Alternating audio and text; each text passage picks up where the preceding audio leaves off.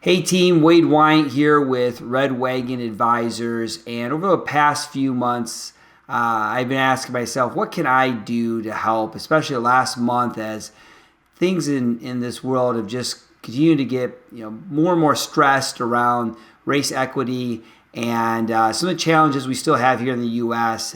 In that, some of those challenges are being seen around police reform, education reform, and even judicial or the court reforms and the way we work with people. And I really can't do a lot there other than vote with my dollar and vote with my vote. And I was trying to figure out, as a business leader, as an entrepreneur, as a consultant, a coach, someone who works with businesses every day and does a lot of advising, how could I help? How could my team help? We thought the best thing we could do is listen. And I wanted to put my words into action. And so we've gone out, we've reached out to some business leaders that I know, African-American business leaders that I know in the community, and I've asked them to do a video series with me where I'll just be mostly listening, talking a little bit, but mostly listening and asking some key questions around what can businesses do better and how can businesses help. We cannot necessarily go in and reform the police, but we can give suggestions, we can give ideas, we can make recommendations, but we can also do other things. And I wanted to hear it directly from the community that's affected the most. And so I've gone out there and done the interviews. And so this is one of those interviews, and I really would ask you to tune into other ones and see what we were able to collect, some of these ideas.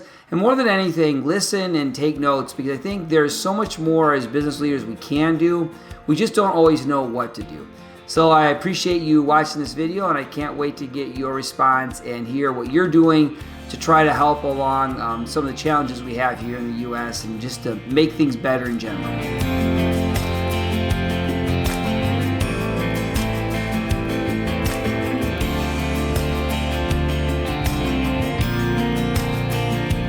What do you see that business can do? And is there like right out of the gate, what can businesses do to help in this? And what have you seen work? Mm-hmm. Well, I first want to start by just saying that this is a singular thought. I'm not representing the entire Black community. And yes, I do work at the Chamber of Commerce, so I represent a decent amount of businesers throughout West Michigan. So these are my ideas and thoughts alone. These are our opinions, exactly. And I think there are a couple of things, and I was kind of wrestling with this question, but I think what I kept coming back to was, if there is a way to, bring in more diverse candidates into your organization, but they don't maybe check all of the boxes because of education or something that looks a little funny on their resume, or they don't have great references or resources to, back up their work.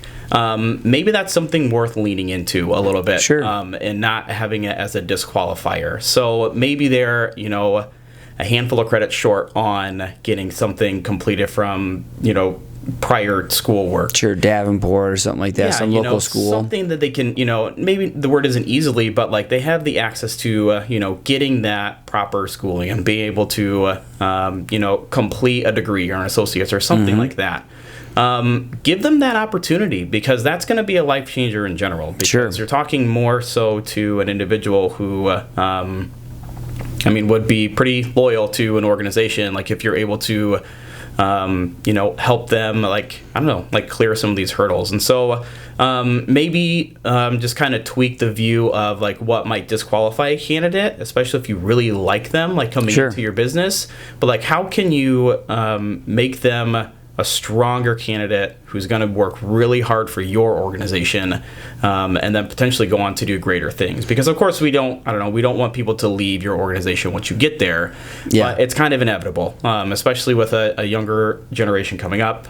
People are going to maybe looking to jump jobs and just look at different ways to better their life. So I think long story short is to maybe just lean in a little bit more with some of those candidates, and see how you can be a pivotal point in their life to work hard for you, but then also to continue to put great output to other organizations that they're gonna be a part of in the future. Yeah, and I hit you right off the bat with a hard question, right? It's like, Nate, solve this problem. Tell me what we can do. So, in all fairness, I mean, that's a great place to start. And someone else I interviewed, they talked about to your point, going deeper on this recruiting thing, trying to make sure that, because we've been saying this for years, right? Everybody's been saying for years, we're not going to discriminate. And I hear that all the time.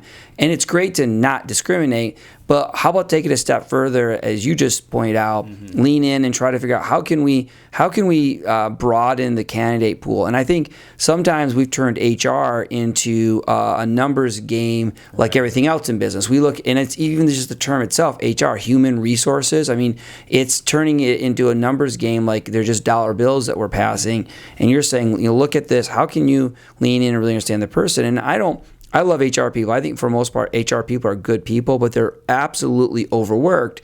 And I'm just making a few comments based on what Nate said, because I think there's some real wisdom here, is that you look at all the regulations we've put on HR, all the things they have to deal with, and some of it really important stuff. I'm not saying it shouldn't be done, but they're so busy, they have to turn their recruiting system into just that, a system, and there's not as much of a human touch there. I like that.